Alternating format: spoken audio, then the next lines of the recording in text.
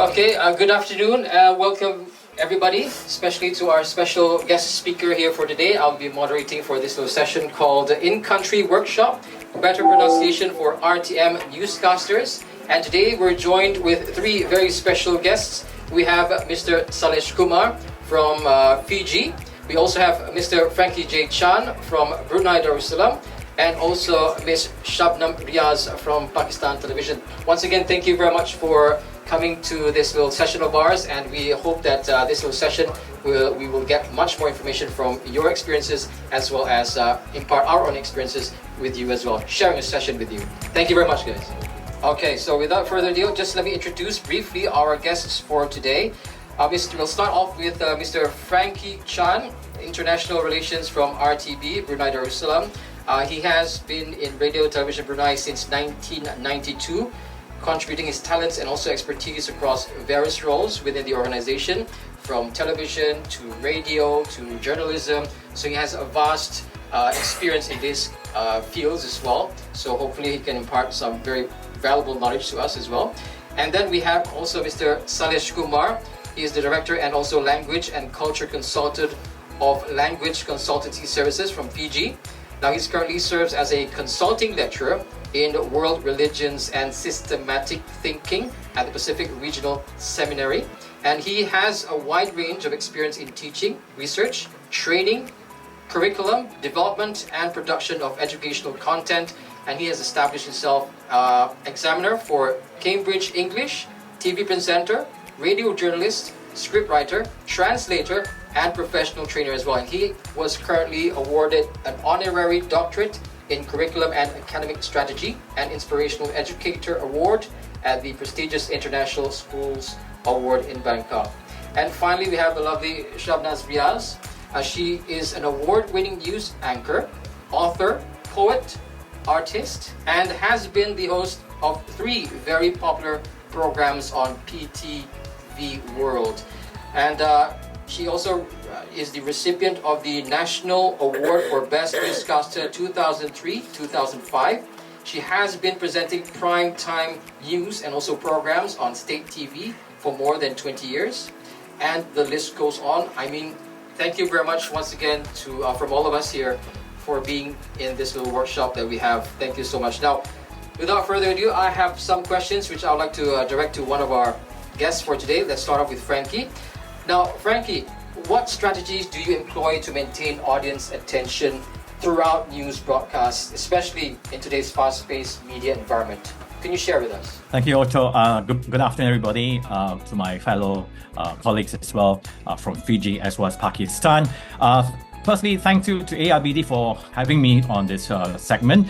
Now, basically, to maintain audience attention in today's fast-paced media environment, it's pretty essential to utilize various strategies. And firstly, for myself, I focus on delivering the news with clarity and how to be very concise, ensuring that the information is easily digestible for the audience at home and for the people watching. Additionally, I employ storytelling techniques to make the news engaging and relatable, utilizing, of course, visual aids such as graphics and videos, and also enhancing the audience engagement. It's pretty easy now with AI technology. Moreover, I also pay attention to pacing and the tone, adjusting them appropriately to match the urgency or the seriousness of that particular news.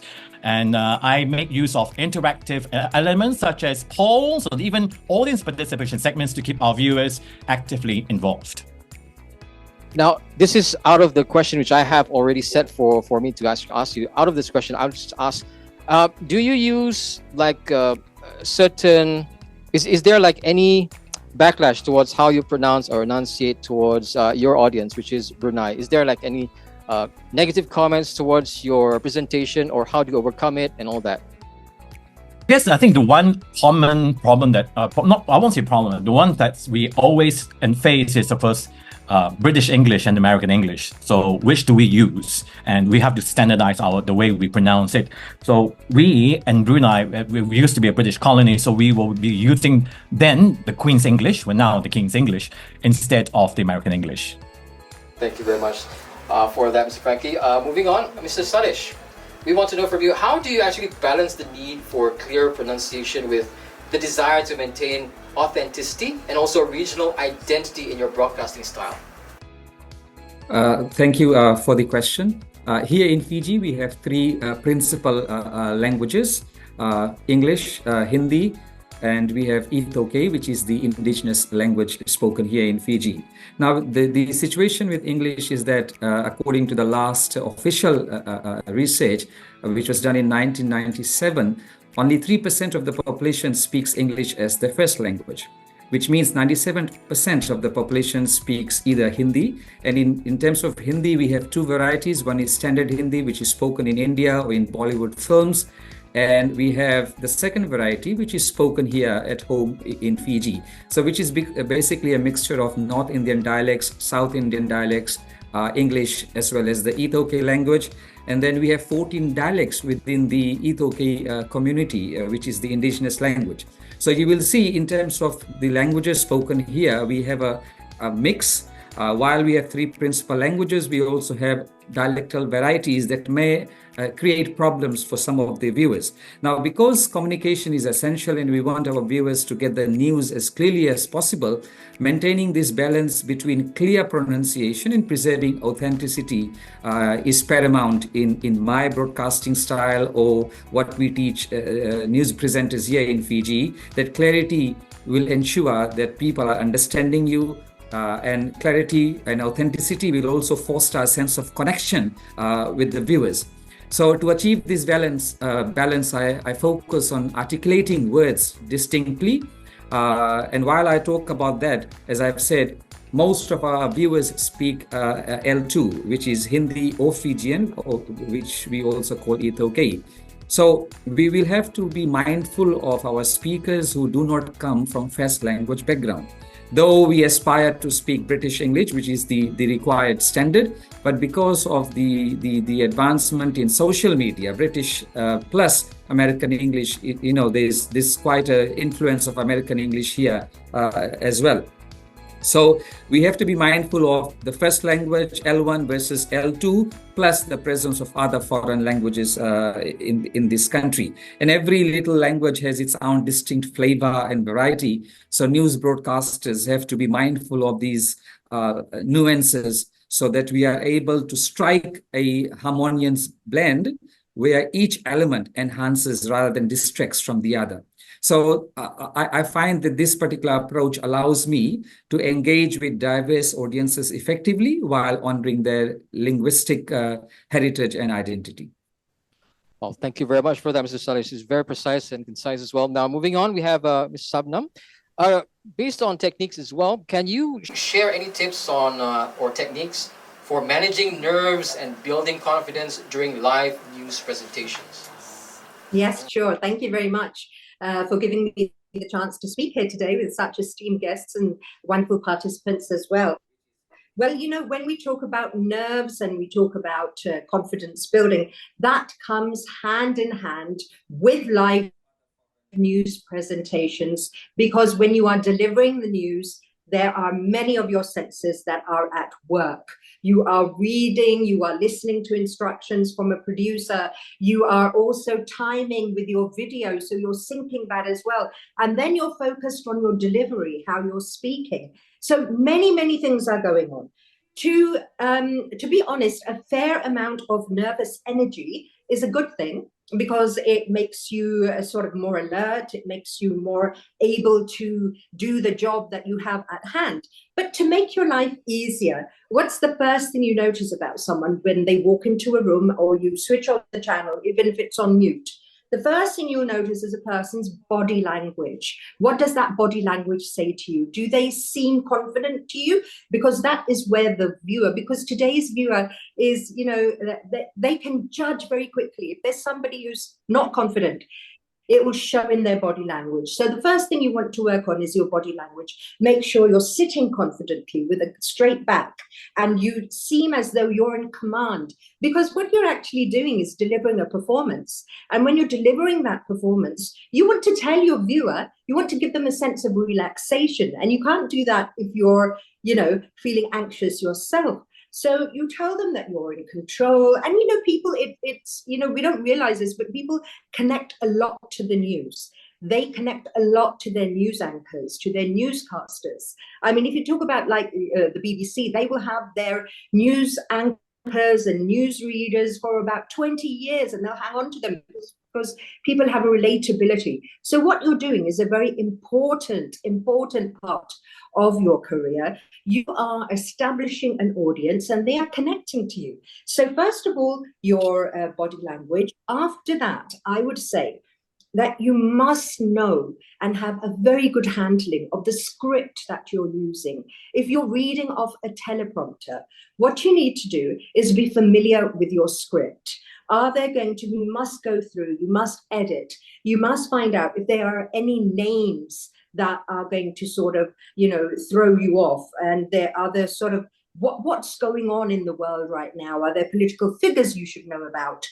These things all work together. And then, of course, how you look. They say when you look good, you feel good. Making sure you're wearing colors that suit you, that complement your skin tone.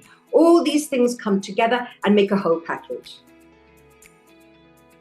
Thank you very much, Ms. Shabnam, for that. And of course, I think you've summarized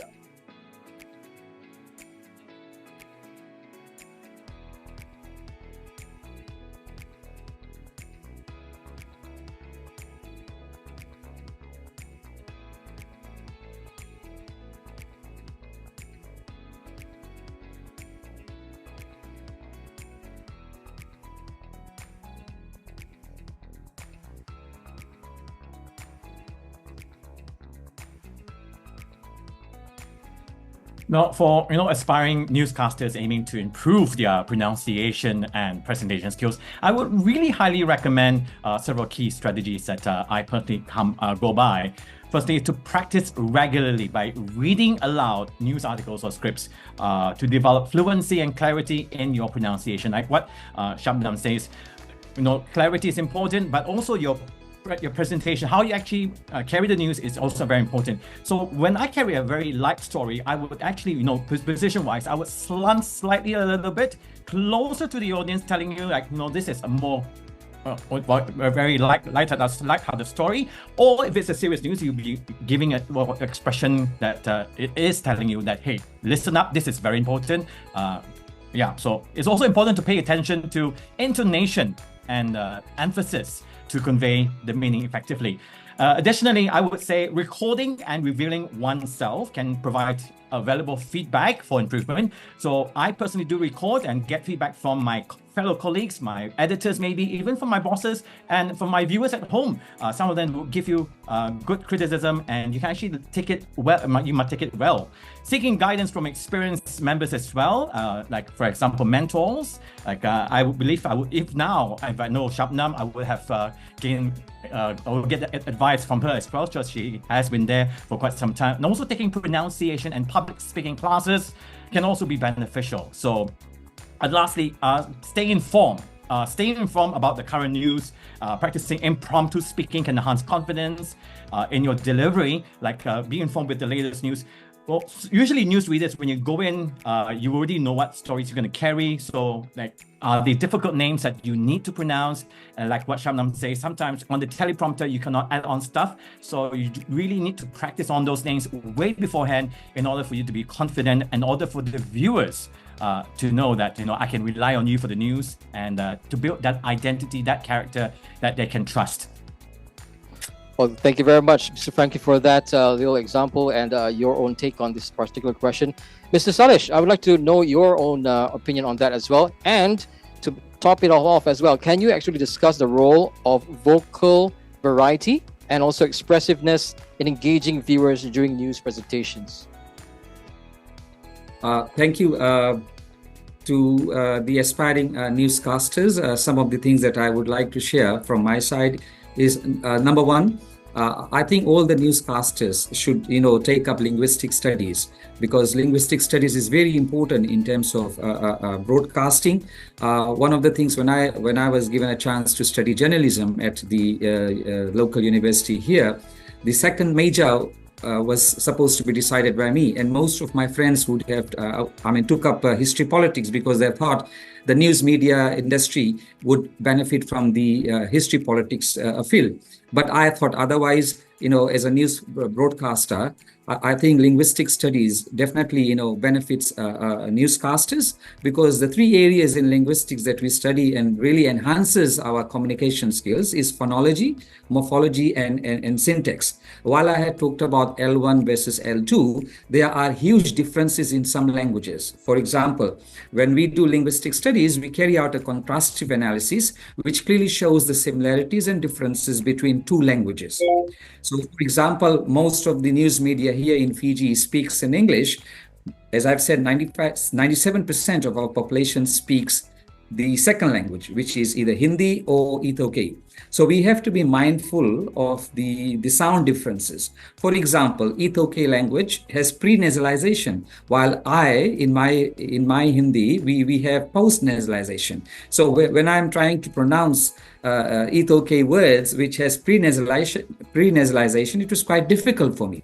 So as my colleagues had said, we definitely consult with other colleagues who are well versed with that particular language, because sometimes while we are broadcasting in English, we come across foreign language words. So what do? So we need to be mindful of the linguistic differences that are present in the languages that are spoken here in this country. The other one is the absence of sh sound in Hindi that is spoken in Fiji. So if you have words like shoe, for example. So in the local variety of Hindi, we don't have sh sound. We only have sa sound. So when we come across English words which have sh, initially some of the broadcasters would have difficulty. For example, and I was so conscious of the sh and versus sa sound, when I started to pronounce medicine, I used to say medicine, because I was conscious that English also has the sh sound. But because my language did not have sh sound, I overemphasized the sh sound in some of the English words.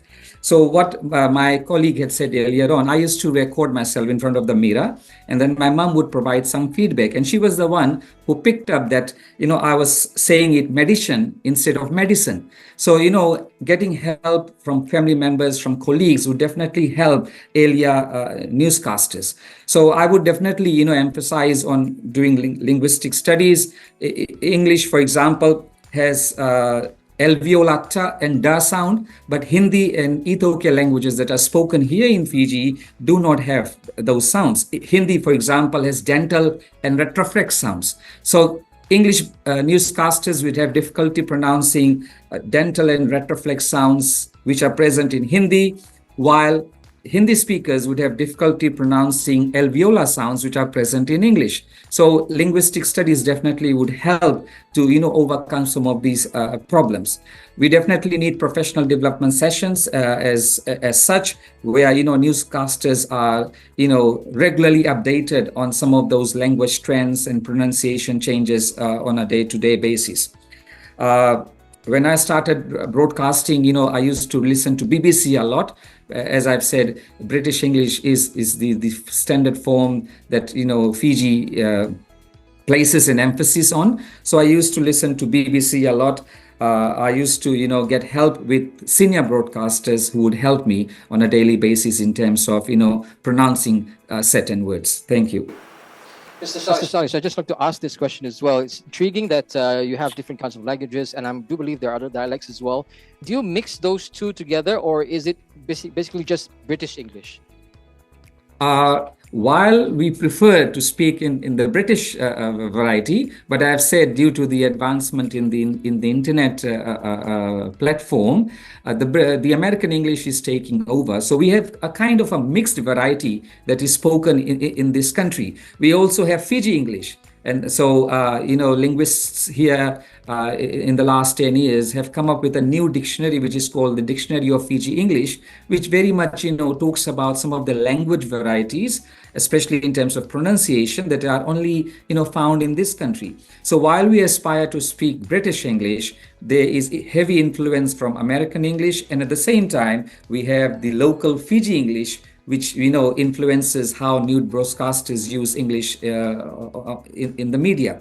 So, as I've said, we have to be mindful of L1, L2 versus the presence of other foreign languages. So, time and again, you will see newscasters would be, getting feedback on their pronunciation because we aspire to speak British English, but hello, we have to be mindful of our own mother tongues, which will definitely, have an influence of how we pronounce English words on a daily basis.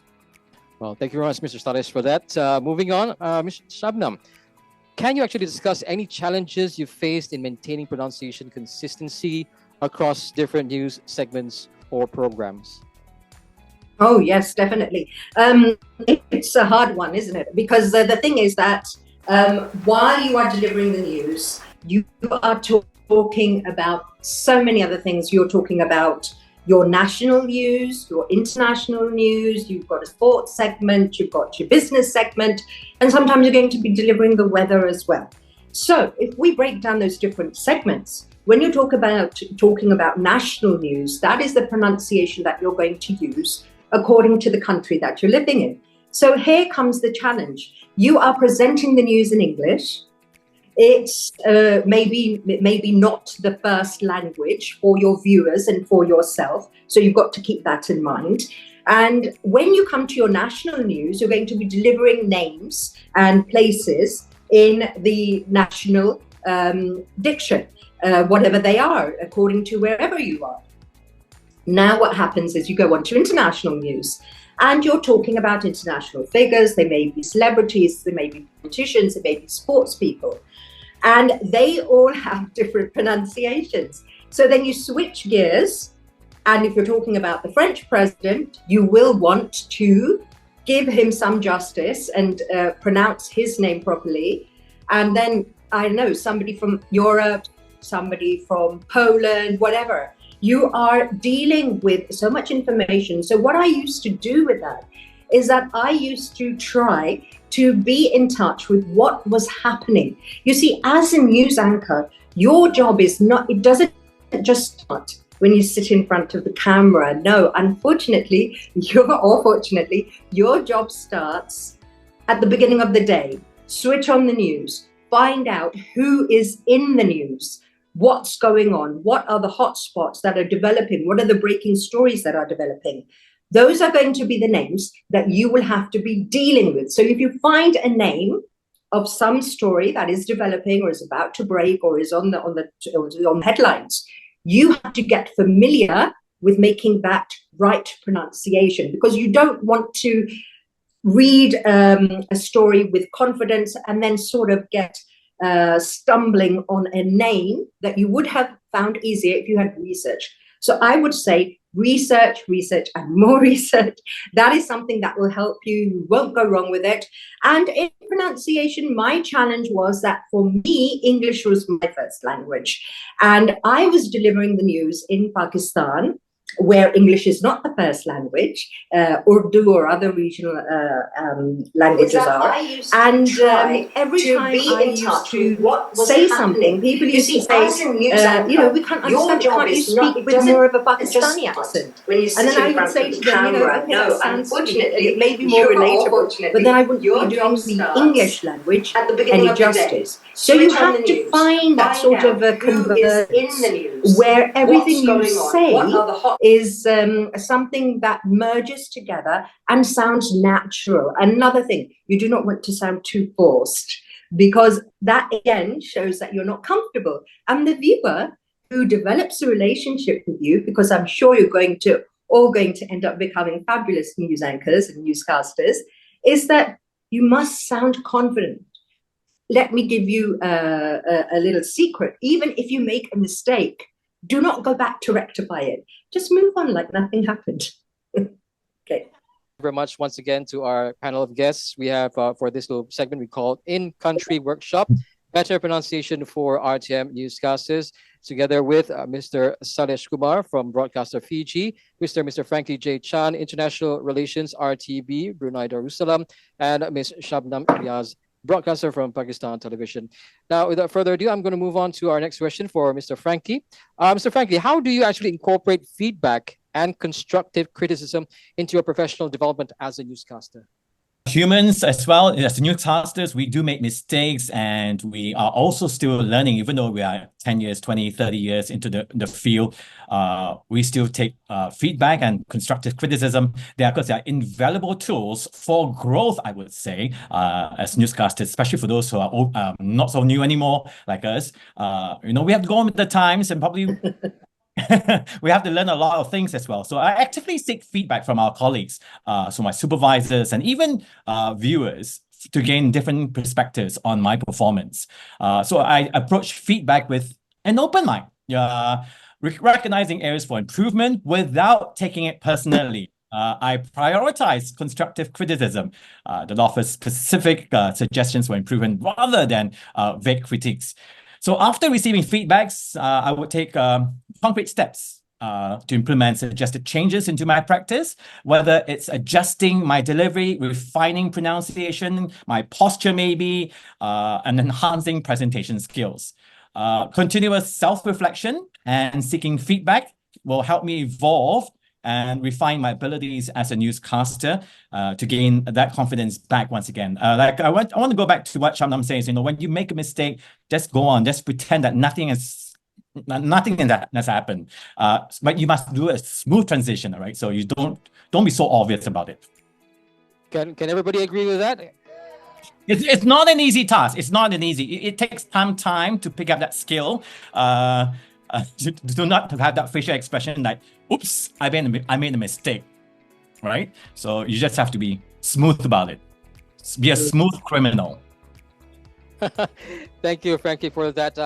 We'd just like to ask you, how do you differentiate criticism between which is good and which is bad that can actually benefit you? How do you actually negate that?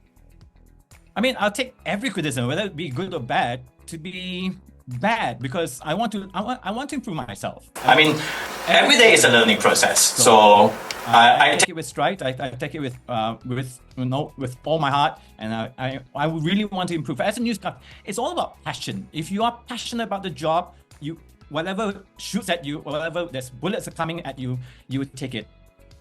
All right, Salish, over to you. I want to ask this question: how do you stay updated on language trends and also pronunciation changes, particularly in the digital age where language evolves rapidly? Thank you for that. Before I move on to that question, I just wanted to add what my colleague had just said. So I also use criticism as a learning tool. What I have found here in Fiji is that viewers expect you to be perfect. And so how do you strike that balance? And I totally agree with my Pakistani colleague. When you are in the public eye, people also judge you. They look at how you are presenting yourself, how are you seated, your posture, whether your coat is okay, whether your hair is done well. So you are in the public eye. So how do you strike this balance? So, whenever I receive feedback, I use that as a learning tool. As I've said, in this digital age, language evolves rapidly. So we need to be updated on trends and pronunciation changes, which is very essential for effective communication. So I try to employ, a variety of approaches so that we can, by leveraging diverse resources such as linguistic studies, which I have talked about, looking at online publications, social media platforms to remain informed.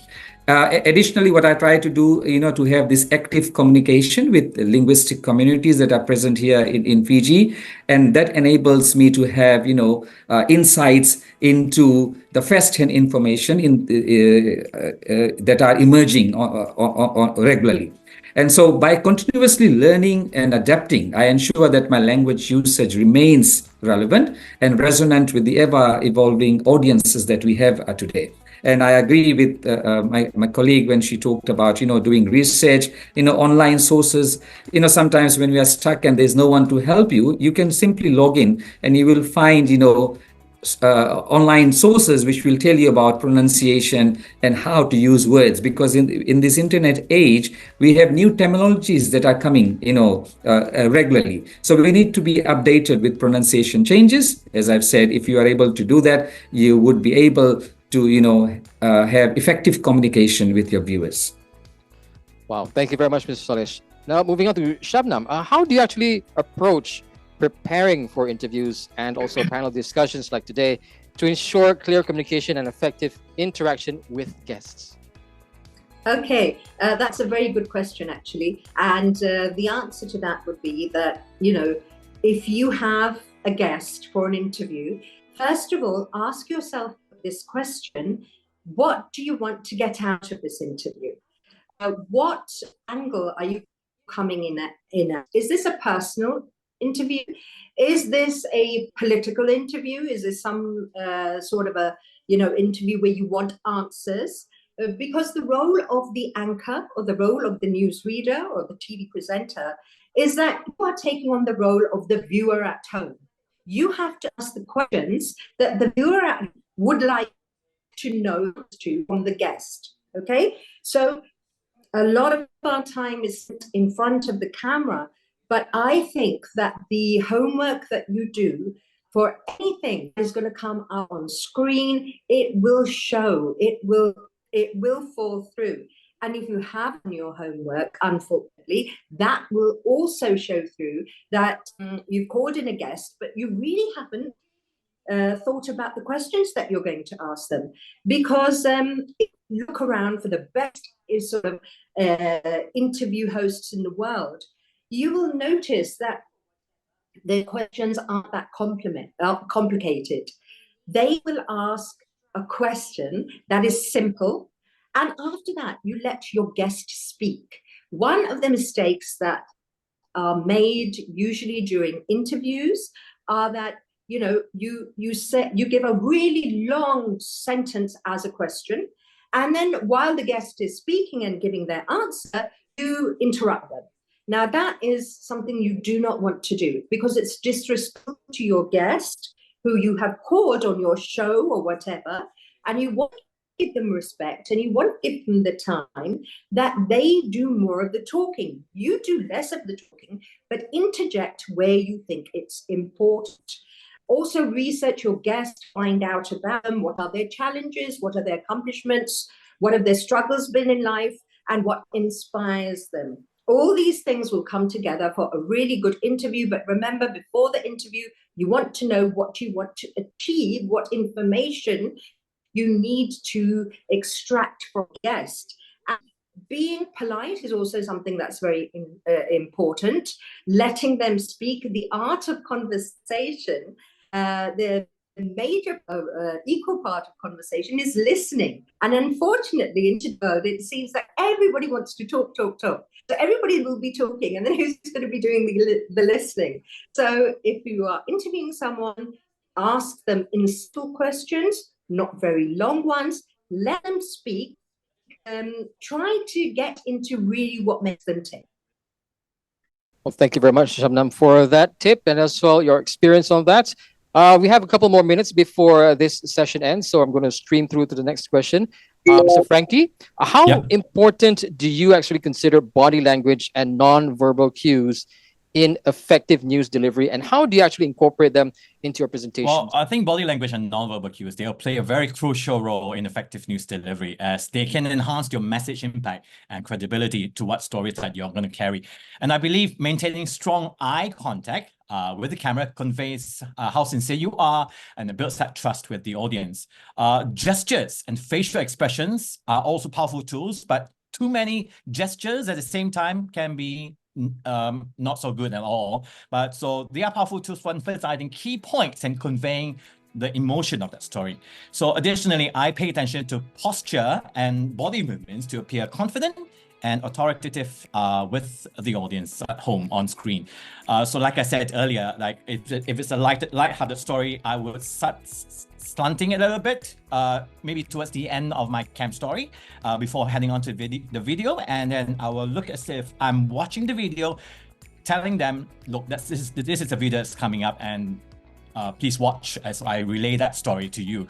So it's more like a storytelling, but this is for light-hearted stories. But for serious news, posture, as I said, we do it like not too straight, but at the same time, be Shabnam, maybe you can help me. What kind of postures will you do for your stories? For my stories, I absolutely agree with you. What you're saying is that the posture groups, actually affects cultural the groups as delivery well. of So our how do we news. bring all You of said these that when you have a story that is a bit more relaxed or something, you probably leave your audience and you know you want to make that community. And what you said is so important. You are developing that eye contact so that the viewer is glued. Why is the viewer not going to change the channel? Because they establish a connection with you. And all these things do make such a difference. When you are leaning in a bit towards your audience because there's something important you have to say, when you sit back a bit because there's something more relaxed, and as you said, when you sit straighter, sorry for that, when you sit straighter, because that's something that is more of a, more of an important story. So agreeing with what you're saying there. Yeah, at the same time, when we are carrying stories that it's a full body camera, so full body shot like this, your hand gestures is also important, but not too many. That's quite distracting to the audience itself. So you have to limit your hand gestures at the same time. Well, thank you very much for that graphic, visualization of how to actually present it. Now, I'm very curious about myself. What do you think of my posture and how actually I deliver? But anyway, Mr. Salesh, let's move on. Your next question is, before we end, have you ever had to adapt your pronunciation or presentation style when reporting on news stories from different regions or cultures? Thank you for that.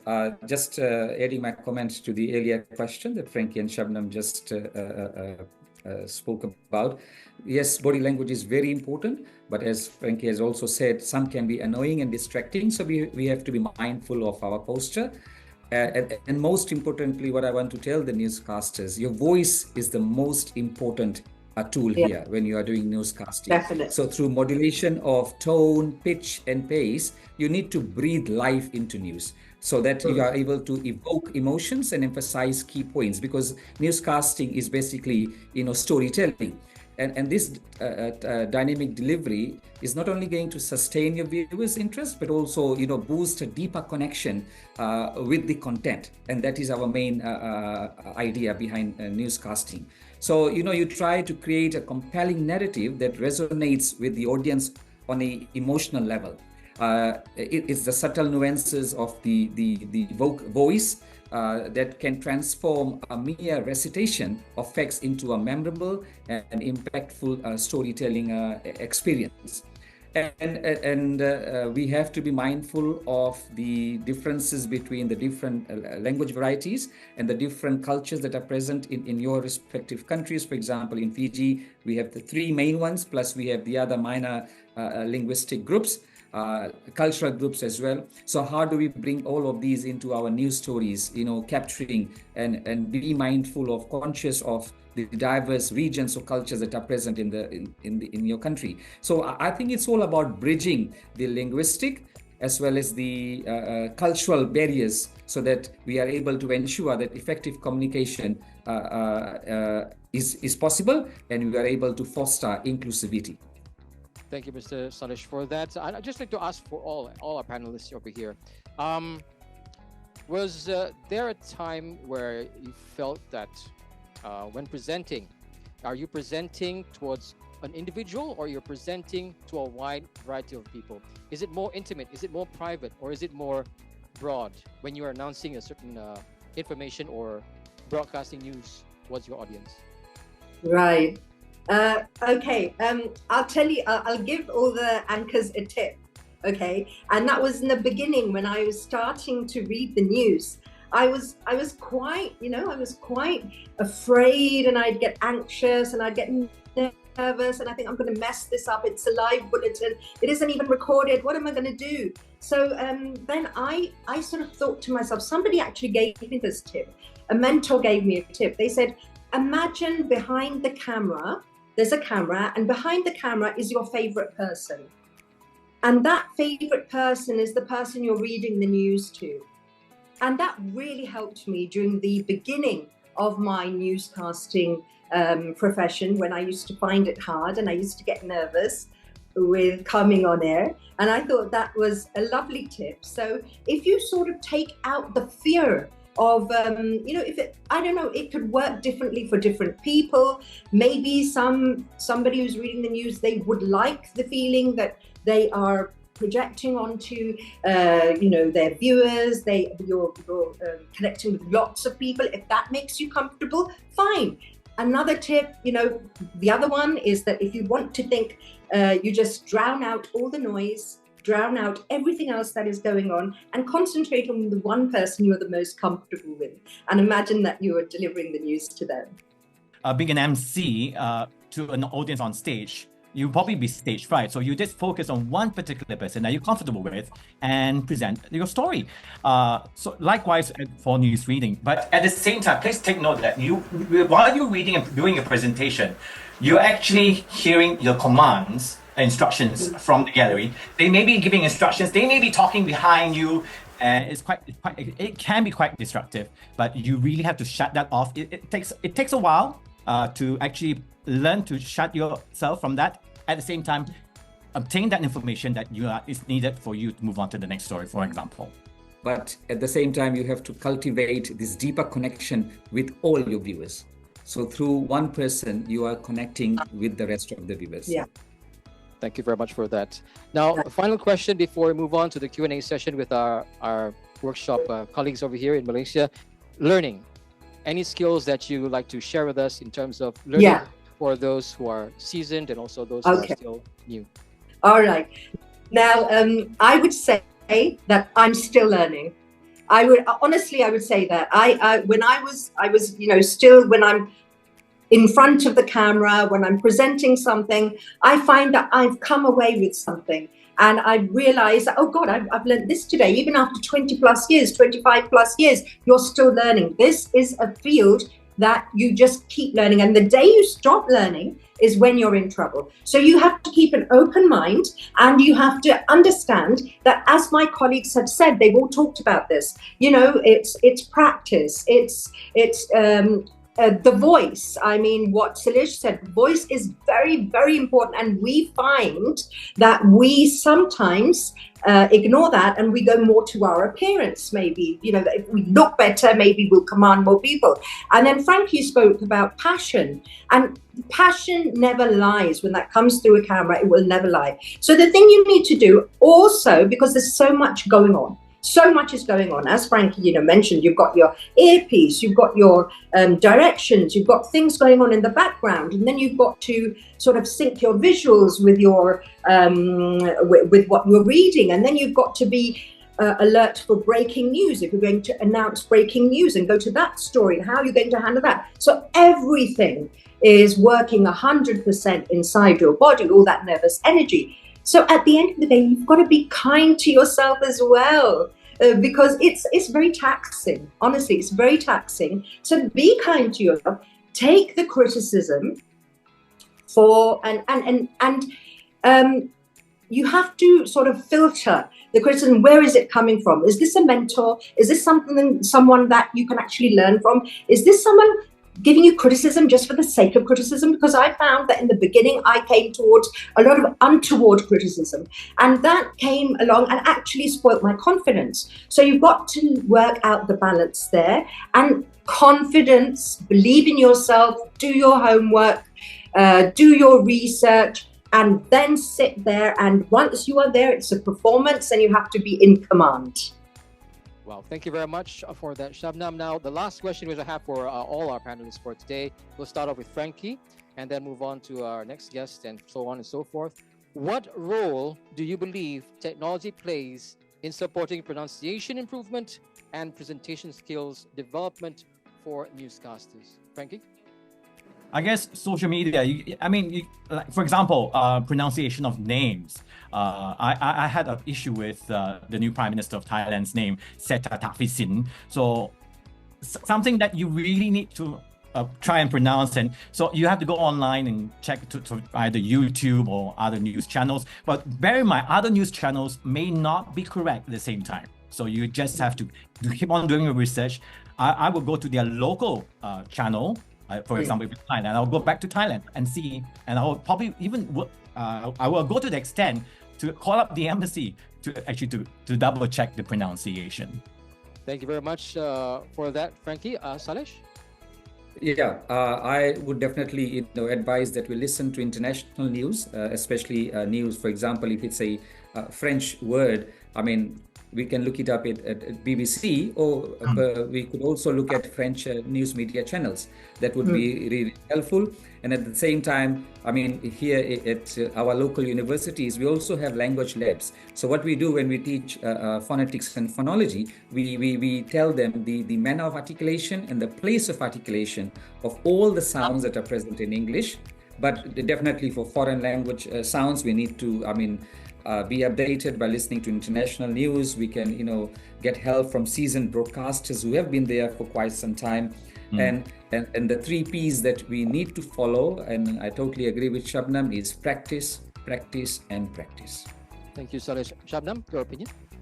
Yes, exactly what my colleagues have mentioned, and I'll also add this, that because there is so much information, sometimes it becomes too much information and you become overwhelmed. So make sure you are following reputed organizations. If you are, as Salish said, if you're going to say the name of a French politician, it would be better to go to the French speaking origin and find out what they're saying rather than follow somebody else. So work out the nationality or wherever this word comes from, and then approach the pronunciation that way if you can. But the main thing is not to get too overwhelmed that you end up mixing all accents together and come out, sounding really uncomfortable, because that will also make the viewer uncomfortable as well. Well, thank you very much for all your opinions and also expertise on the particular matter. Now I'm going to move on for the Q&A session. So if anybody, I'm going to have 3 different questions from anybody who wants to actually share or probably have any questions for our guests for today. Anybody? Good afternoon from Kuala Lumpur, Malaysia. My name is Renee. I've just connected with all 3 of you on LinkedIn. My name is Renee. My profile picture on LinkedIn is in the studio. So, anyway, I don't think it's very much of a question, but probably wanna hear from all 3 of you of how you would be dealing with this situation that I just faced recently. And we talk a lot about being seasoned and all, and obviously 3 of you are very seasoned in this field, and I felt so intimidated. In fact, that night after the news, I couldn't sleep. I kept thinking about this. So here I go.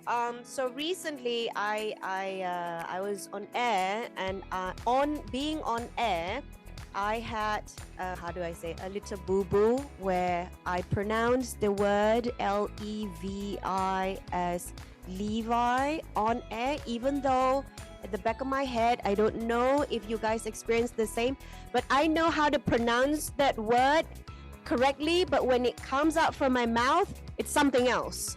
So then I pronounced it as Levi, even though it should be Levi. And then there was so many next paragraph of that same word. And then I actually did what Shabnam said. You just go ahead, pretend like you're confident, you're okay. And that's what I did, but I couldn't help it. Like, oh no, I felt embarrassed. On air, I could feel my ears were like burning hot of embarrassment. I just kept going so many times, multiple times of Levying myself on air, live. It happens. But I knew it was completely wrong. But I just, like you said, Shabnam, just go on, don't rectify the mistakes. But I really wanted to. But at that point, I didn't know how.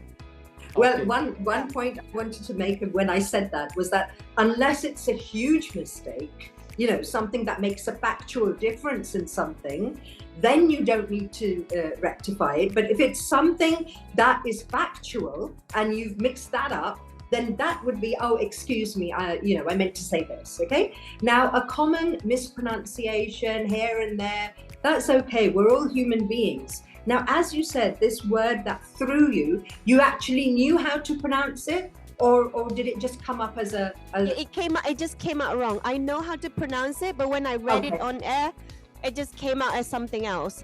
And then I didn't know how to go backward to correct that. So I went along with it. So it's okay. Forgive yourself. Forgive yourself. You must forgive yourself. It's already hard enough with the things that happen on live TV. It's hard enough managing all those multitasking. So just forgive yourself and okay, it happened. Just put it behind you and don't. If I were you, I wouldn't focus on it too much. I couldn't sleep that night. Really. I'm sure. I can understand. Okay, thank you very much, Renee. Anybody Thank else you. Who want to have a question? It's a very rare opportunity for us to actually have 3 different esteemed guests here to talk to and share their experiences. Anybody else? No? Okay, I have a question just to round things up as well. Do you think, as seasoned or veteran newscasters, do you think our jobs will be taken away by AI anytime soon, or probably do you think the audience will change the perception from rather than experiencing something which is more human, they prefer something which is more mechanical or which is something more repetitive towards them? What do you think? Well, for Fiji, I don't think AI is going to make any impact at this point in time. Our country is still trying to understand what AI is. I mean, universities here are trying their best to familiarize students with the concept of AI, and I mean, ChatGPT is definitely something that is helping students in this country when they are doing copy pasting. But apart from that, AI is a fairly new concept for us, and I don't think it is going to affect the media environment here. It is going to take some time, and because Fiji, of its geographical issues, because of its IT issues, we would not be able to embrace AI in the next 5 or 10 years. Yeah, I second what Salish said. I don't think AI is going to take our jobs that soon, I would say. But if you look at what they have tried to do, it's very robotic, to be honest, and there's no human touch to it. So for now, you guys are pretty safe. I think that it is maybe for the next 20 years, 30 years, we're still safe, I would say. I would agree with that, because when we talk about television, there's always a connection that has to be established. If you're a presenter, if you're a newsreader, the more a viewer sees you, the more relatable you become, and the more they find comfort in your presence, actually. So if you know that, once you are taking a particular time of the day, whether it's prime time or whatever, and you're delivering news bulletins, a viewer will develop a relationship with you, an association with you, and that thing I don't think AI could replace. Might be wrong. Well, thank you very much. So that means we still all have jobs in the near future, so no worries. Fingers crossed. Okay, one final question. Nobody? One final question before we end today's little session with our guests today. No? Okay. Well, once again, thank you very much to our esteemed guests once again for this little session called In-Country Workshop, Better Pronunciation for RTM Newscasters. We're joined together with Mr. Salish Kumar from Fiji, broadcaster, Mr. Frankie J. Chan, International Relations for RTB, Brunei Darussalam, and Ms. Shabnam Riaz from broadcaster from Pakistan Television. Once again, thank you very much for today's session. We truly appreciate your presence here, and we'll definitely use whatever tips that you've given us to our own sessions as well. So thank you once again. Thank you for having us, RTM Newscasters. Thank you very much, and hoping to see you rule screens.